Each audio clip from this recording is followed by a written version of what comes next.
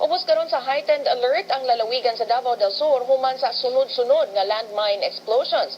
5 ka sibilyan ug 11 ka sundalo ang naangol sa katapusang landmine incidents sa lungsod sa Bansalan ni adtong Domingo. Si Ben Tesorna sa detalye. Ben?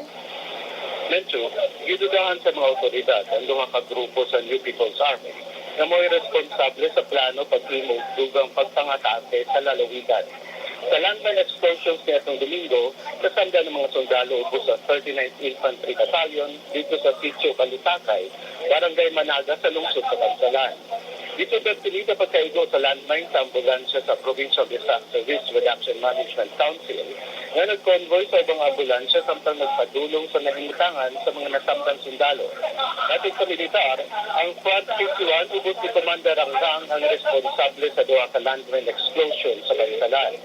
Nangangko ng militar nga mismo ang Secretary sa NPA Southern Mindanao Regional Committee, Menandro Villanueva alias Canel Son, mo inimando sa pagbomba sa civilian ambulance.